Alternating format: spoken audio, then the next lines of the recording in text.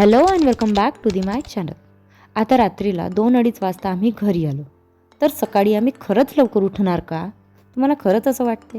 आणि ही जी हिच्याकडली डॉगी आहे ना, हिला तर आमच्यामुळे ॲलर्जीच आहे की काय?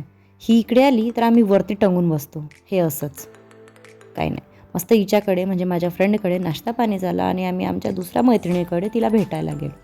तर आम्ही लिफ्टमध्ये चढताच ना आम्हाला स्वतःच इथे कन्फ्युजन झालं की तिचं फ्लोअर 6th आहे की 7th. तर माझ्या या डॉनने 6 नंबरचं बटन तर दाबलं, पण माहिती नाही आम्ही आता कुठे जाऊन पोहोचणार. आणि लकीली आम्ही तिच्याच फ्लोअरवर बरोबर पोहोचलो, म्हणजेच 6th. आता इथे आम्ही माहिती आहे का मस्त 2 ते 2.5 तास मस्त गप्पा मारल्या. गप्पा म्हणजे इतर फ्रेंड्स माहिती आहे का मस्त रील्स बनवतात, डान्स रील्स जे काही आहे, छान सेल्फीज घेतात, काही ना काही रंगारंगीचं खातात. पण आम्ही माहिती आहे का पारिवारिक गोष्टी म्हणजे आमच्या पारिवारिक गोष्टीच सरत नाही. आम्ही एवढ्या फॅमिलियर आहोत का? म्हणजे मला हेच नाही समजत. काय आहे आणि काय नाही. सगळ्या फ्रेंड्स बाहेर एन्जॉय करतात. आम्ही माहिती आहे का बाहेर जाण्याच्या नावाने माहिती आहे का कंटाळा करतो. म्हणजे आमच्यासारख्या नेट लाग्या मैत्रिणींना ना क्वचितच असेल.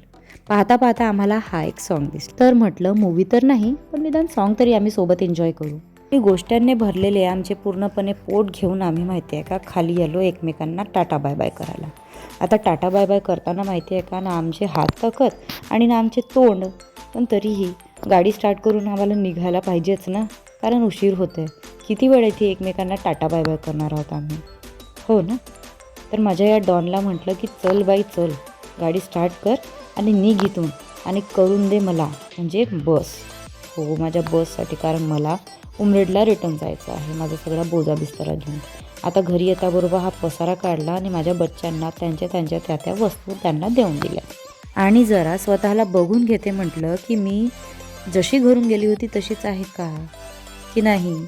पण माझ्या या डोळ्यांवरून मला असं वाटत आहे की मी 80 ते 90 वर्षाची म्हातारी झाली आहे की काय. म्हणजे पूर्णपणे थकलेली आहे. झोप तर इकडे येऊन राहिलेली आहे, पण काय करू. चला जरा केसांना तेल लावून घेते, म्हणजे थोडी चंपी करून घेते, कारण 3-4 दिवसापासून ना हे केस एवढे डॅन्ड्रफ भरलेले आहेत आणि हे वातावरण मला सूट नाही होत आहे. आणि मी ना नुसतंच स्कॅल्पमध्ये नाही तर माझ्या पूर्ण हेअर्सला पचापचा तेल लावून घेते, कारण मला असं वाटते की ते 2 तोंडीत केस आहेत ना ते नाही व्हायला हवं, कारण मला ते आवडत नाही. चला तर मी तर हे माझं मसाज करते आहे. आपण भेटूया उद्याच्या ब्लॉगमध्ये. तेव्हापर्यंत गुड नाईट.